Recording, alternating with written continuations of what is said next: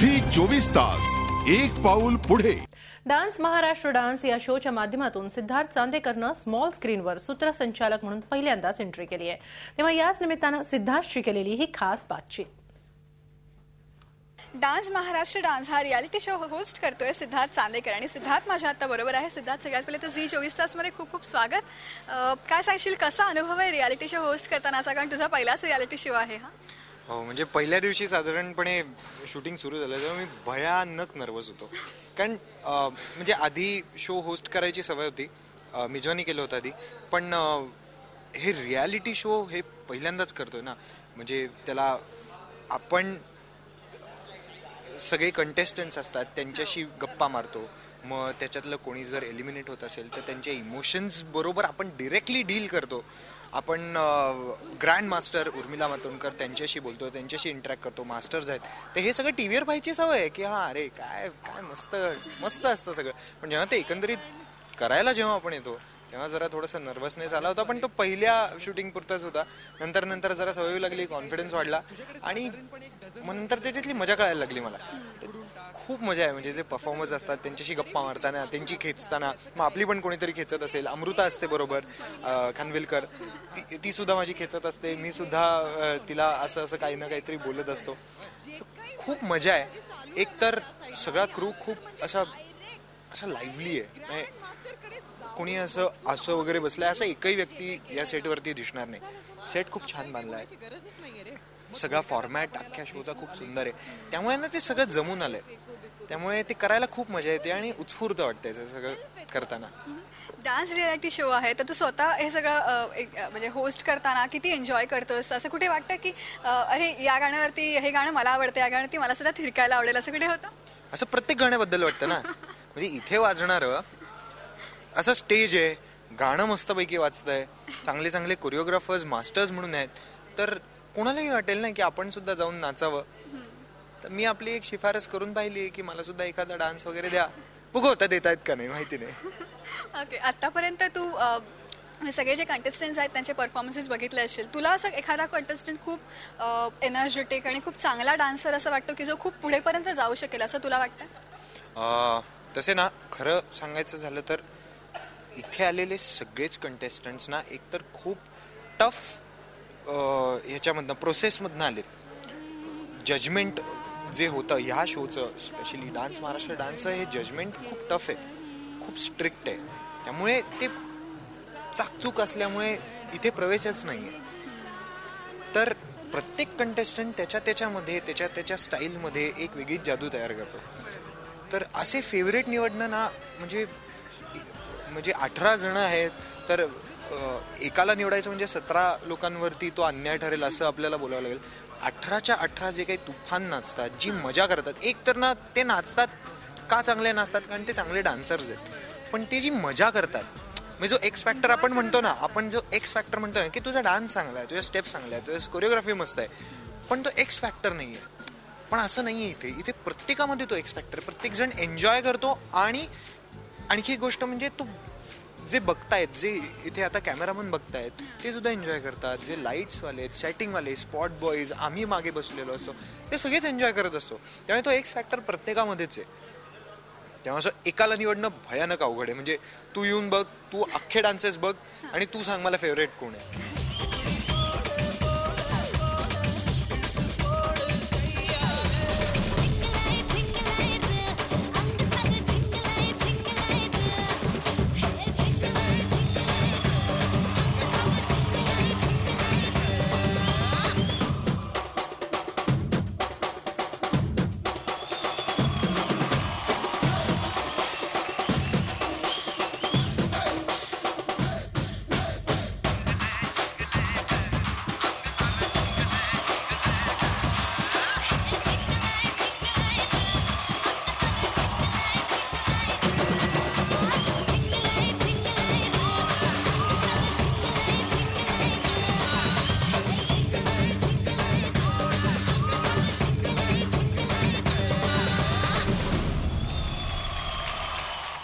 Films केलेली आहेस, नाटकं केलेली आहेस, पण रियालिटी शो होस्ट करणं ही निवड का केलीस?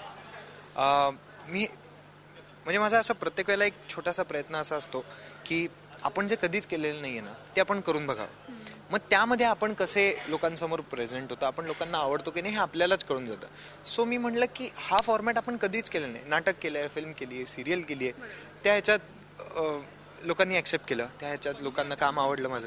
तर आता बघूयात आपण रियालिटी शो करताना खरं तर ना हे खूप तुम्हाला खूप स्पॉन्टेनियस असावं लागतं. म्हणजे स्क्रिप्ट असते की तुम्हाला माहिती असतं की तुम्ही काय काय बोलायचं, म्हणजे स्क्रिप्टेड नसतं, पण एक तुमच्याकडे एक फॉर्मॅट असतो की या मुद्द्याचं इंटरॅक्शन करताना हे तुम्ही बाळगलं पाहिजे. पण काय बोलायचं हे तर तुमचे शब्द असतात, ते तुम्हाला खूप स्पॉन्टेनियस राहावं लागतं. प्रसंगावधान तुमचं खूप चांगलं असलं पाहिजे.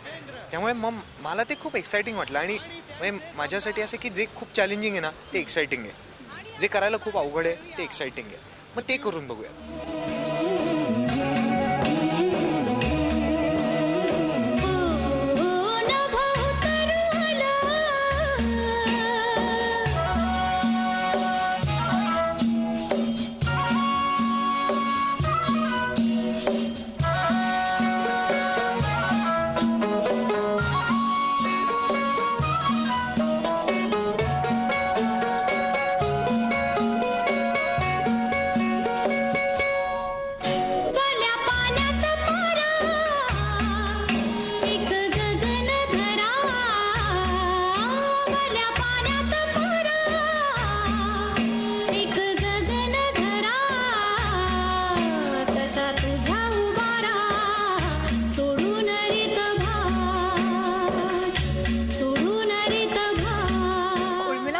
बसलेली असते जी स्वतः इतकी सुंदर आहे आणि प्लस खूप चांगली डान्सर आहे.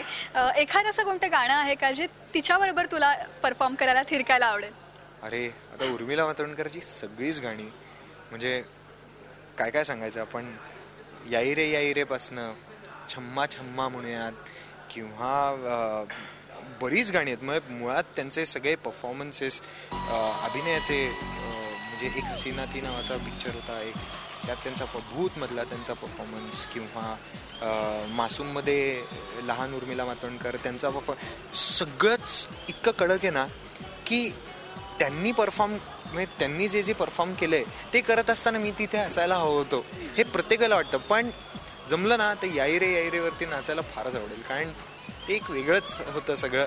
ती फिल्म खूप सुंदर होती, ते म्युझिक फारच अप्रतिम होतं आणि त्याच्यावरचा त्यांचा परफॉर्मन्स, उर्मिला मातोंडकरचा त्यांचा परफॉर्मन्स फारच रॉकिंग होता तो. आता आमच्या प्रेक्षकांना काय सांगशील का हा रियालिटी शो त्यांनी पाहत राहावा?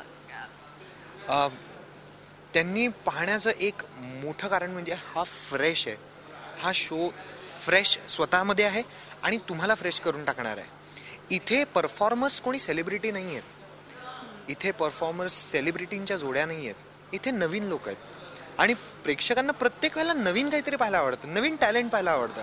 आणि हे जे लोक आहेत हे आपल्यातलेच लोक आहेत, आपल्यातनंच आपण जसे एकत्र सगळे राहतो, महाराष्ट्रात राहतो, त्यातनं एक एक करून खूप एका टफ जजमेंटमधून या सगळ्या 18 पोरांना निवडले.